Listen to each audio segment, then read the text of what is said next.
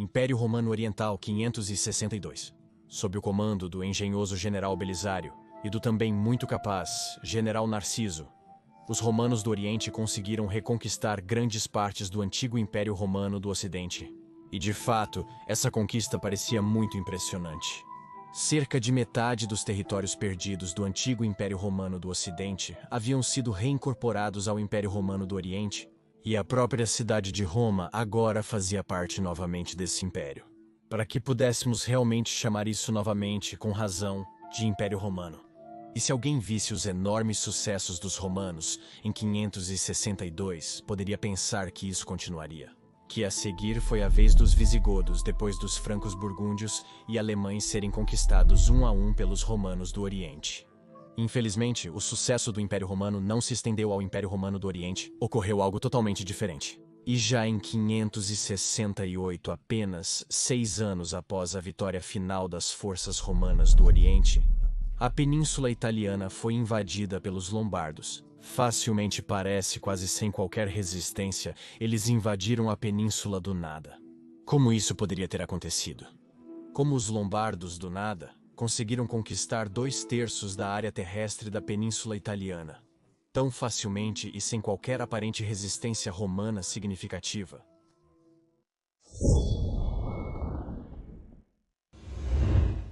Quando o último exército ostrogótico organizado foi derrotado no final de 552 ou início de 553, na Batalha de Mons Lactários pelas forças romanas orientais, sob o comando do muito capaz eunuco Narciso, podemos ingenuamente pensar que a Península Italiana estava assim pacificada, que a longa guerra gótica finalmente havia terminado. E de fato, é assim que muitas vezes é erroneamente mostrado em muitos mapas. Mas na realidade, mesmo que os ostrogodos finalmente tenham sido derrotados após essa guerra insanamente brutal, custosa e longa de 16 anos, infelizmente, muitos inimigos ainda permaneciam na Itália que ameaçavam os romanos. Embora os exércitos ostrogóticos tenham sido vencidos, é provável que apenas uma pequena parcela dos ostrogodos tenha sido dominada pelos lombardos, mas na verdade, a maioria dos habitantes ostrogóticos é claro que sobreviveu, já que nem todos estavam lutando no exército, especialmente não mulheres, crianças e idosos. Assim, mesmo que o reino ostrogótico tenha deixado de existir após a Batalha de Mons Lactários, ainda havia muitos ostrogodos por toda a Itália, que, como você pode imaginar, não eram muito afeiçoados aos romanos do Oriente.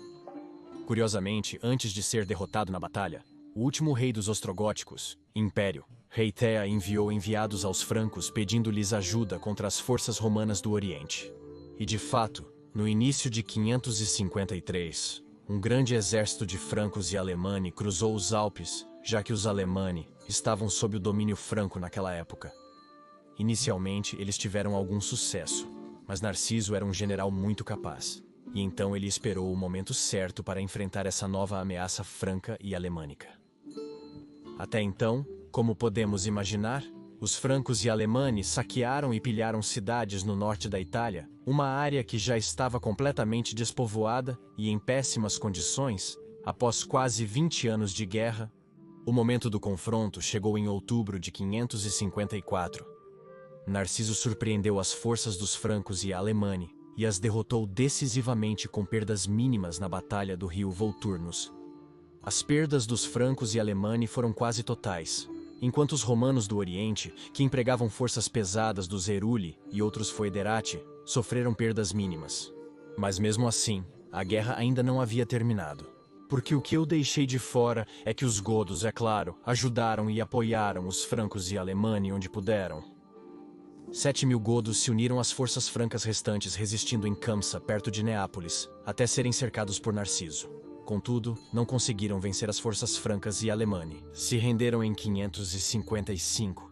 Mas mesmo assim, o território ao norte do rio Po ainda era em grande parte mantido pelos francos e os remanescentes góticos, e incrivelmente só tão tarde quanto em 562 que seus últimos redutos, as cidades de Verona e Brixia, foram finalmente subjugados. Agora, em 562, após 26 anos incrivelmente longos e brutais, a guerra finalmente acabou. Mas todos os godos estavam mortos? A totalidade da nação gótica foi destruída? Claro que não.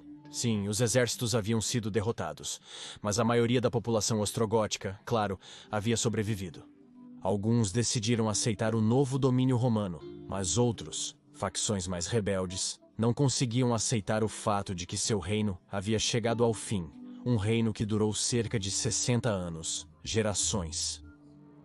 Narciso, após essas grandes vitórias, se retirou para Roma, onde supervisionou a reconstrução da Cidade Eterna, com os poucos fundos que recebeu de Istambul para essa tarefa. Narciso ordenou o reparo de algumas pontes, bem como a restauração das muralhas aurelianas. Mas a maioria dos outros danos causados pela longa guerra não pôde ser reparada. Falei extensivamente sobre o estado da cidade de Roma naquela época e quais danos a Guerra Gótica havia infligido à Cidade Eterna nestes vídeos aqui. E se você é como eu, um total nerd de Roma, ou Romeabu como algumas pessoas gostam de dizer, e acho que você é, ou provavelmente não estaria assistindo a este vídeo, então você pode se interessar pelos incríveis anéis e outros acessórios romanos que a loja SPQR está fabricando. Eles fazem anéis legionários, fazem anéis com diferentes temas, eles até fazem réplicas de moedas, estátuas, pingentes, atributos e terracotas. E o mais incrível é que eles fazem à mão cada peça única. Sim, este é de fato um material artesanal de qualidade. Não há presente melhor para você ou um conhecido fã de Roma. Coloquei o link para a loja deles na descrição do vídeo e no comentário fixado. E com este link, você pode agora até obter um desconto de 20% em cada compra. Reforço: uma oferta insana de 20% de desconto em cada compra na loja SPQR. Exclusiva aqui, através do link Maiorianos Afinal. A equipe da SPQR é fã do heróico imperador Majoriano. Então vá e confira o incrível sortimento deles. Certamente também haverá algo para você. Disse que Narciso viveu em Roma no antigo Palácio Imperial no Monte Palatino, e que o ônus fiscal dos romanos sob seu governo era muito alto.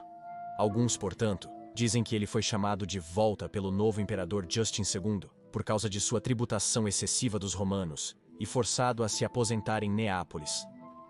A lenda é frequentemente contada que, em retaliação a isso, o próprio Narciso convidou os lombardos para a Itália.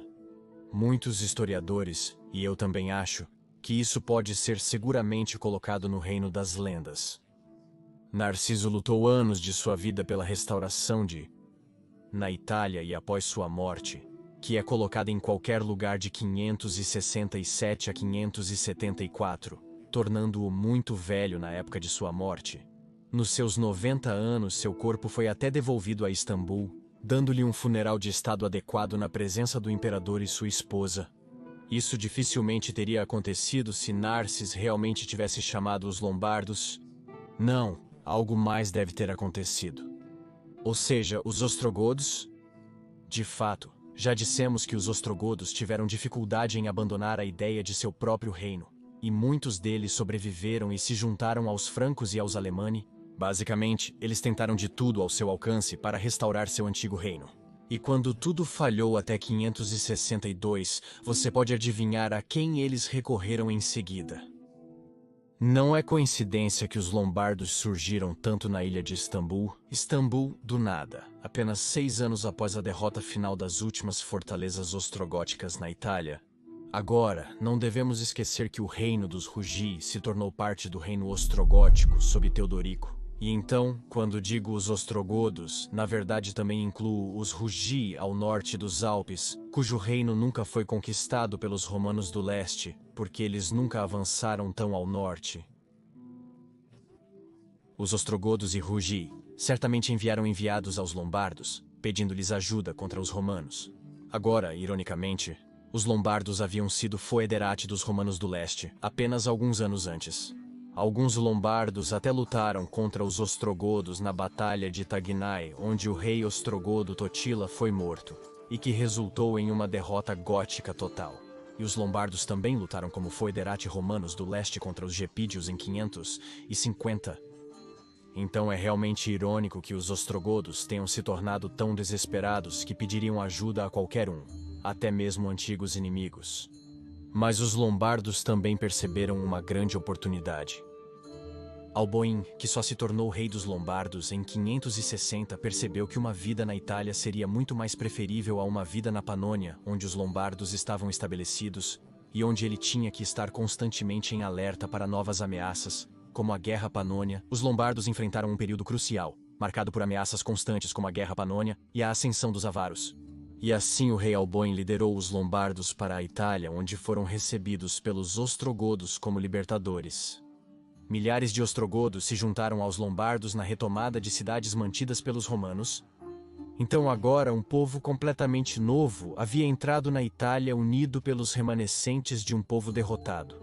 Mas a própria Itália havia sido totalmente despovoada pelos mais de 20 anos de guerra, fome e peste. E por favor, considere apoiar este canal via Patreon ou associação ao YouTube, porque eu realmente preciso da sua ajuda para poder continuar este trabalho sobre a história tardia romana. Sem o seu apoio, não sei por quanto tempo mais posso continuar com este canal. Porque, como você pode imaginar, o algoritmo do YouTube não promove exatamente um tópico de nicho como a história tardia romana. Alternativamente, ajude o canal comprando minha mercadoria no YouTube. Criei uma loja de mercadorias com alguns itens legais, engraçados ou estranhos da Roma tardia, que você pode comprar diretamente aqui pelo YouTube na descrição do vídeo. Muito obrigado. As terras vazias e desoladas, com as forças do Império Romano do Oriente espalhadas e escassas.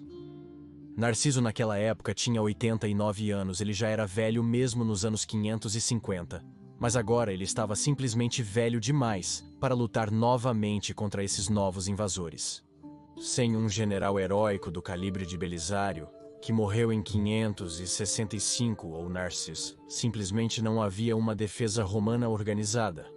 E assim a primeira cidade romana, Forum Júlio, atual Cividal del Friuli, caiu nas mãos dos lombardos em 569, certamente facilitada pela ajuda dos ostrogodos. Como os próprios romanos do leste sempre tiveram a ameaça persa iminente no leste para se preocupar, e agora os ávaros estavam começando a ficar mais fortes e agressivos, até mesmo invadindo os Balcãs em 568, e anos de fome, pragas e guerra também haviam cobrado um preço da população romana. Não havia soldados suficientes para impedir o avanço de um povo inteiro, que ainda por cima era ajudado pelas forças remanescentes ostrogóticas. Disse que até 20.000 guerreiros saxões se juntaram aos lombardos. Portanto, estamos discutindo 4 nações germânicas no Império Romano, e é por isso que estamos falando de um povo germânico tão gigantesco, lutando contra os romanos do Oriente, lombardos, saxões, ostrogodos e Rugii, já que eu disse antes que os Rugii faziam parte do reino ostrogodo, e portanto eram aliados, e certamente também enviaram ajuda. E isso depois que os romanos do Oriente estavam enfraquecidos e não tinham um comandante capaz como Belisário ou Narcis. Assim, cidade após cidade caiu para essa combinação. Gigantesco Império Germânico. E é por isso que estamos falando de um Império Germânico tão gigantesco. Mas mesmo assim, ainda havia uma resistência impressionante. A marinha do Império Romano do Oriente fornecia provisões para as cidades costeiras, que como resultado, não podiam ser tomadas por cercos e podiam resistir. E Pavia resistiu por incríveis 3 anos contra o cerco combinado de lombardos, saxões, góticos e Rugii. Absolutamente incrível, e muitas vezes é esquecido como apenas meia dúzia de romanos do Oriente resistiram contra forças tão avassaladoras. Agora, para piorar a situação, não apenas os ávaros invadiram profundamente os Balcãs após 568, mas não, a guerra havia estourado novamente, como tantas vezes com a Pérsia em 571, tornando impossível enviar homens suficientes contra os invasores germânicos da Itália. E nem vamos falar sobre a província de Espanha, que também teve que ser defendida contra os visigodos. Então, o Império Romano teve que efetivamente lutar uma guerra em 4 frentes contra inimigos formidáveis de todos os lados, o que era simplesmente impossível de vencer.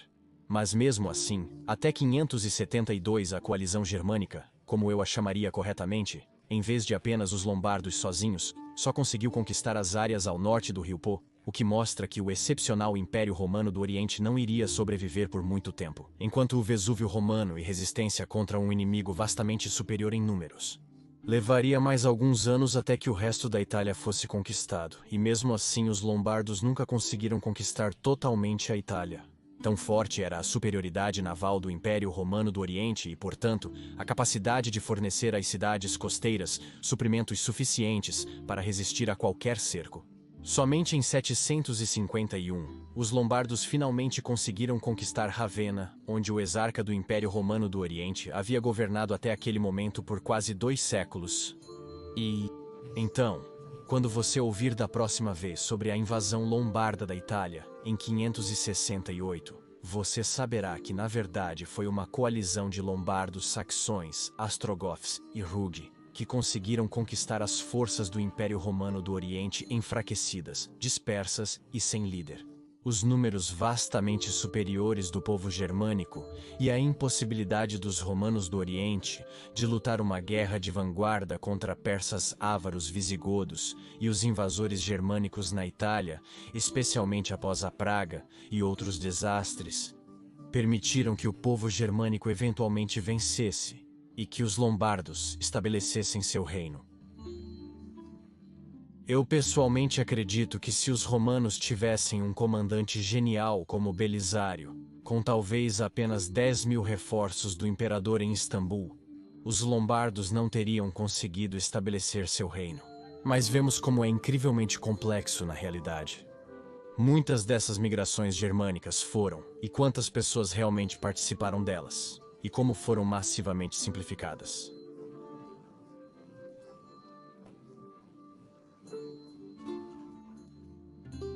Por favor, curta e se inscreva no canal para que você não perca nenhum vídeo futuro sobre a fascinante era do final do Império Romano. E por favor, considere apoiar meu trabalho no Patreon ou através de uma associação no YouTube, porque a sustentabilidade a longo prazo deste canal realmente depende do seu apoio. Este canal só funciona graças aos nossos incríveis membros do Patreon e YouTube e à sua indispensável contribuição. E eu realmente quero agradecer a cada um e a todos que estão apoiando este canal de qualquer maneira, forma ou forma. Gratias tibiago amici. E se você quer aprender mais sobre as guerras góticas, eu fiz uma série em 3 partes sobre elas. Assista ao primeiro vídeo no canto superior direito.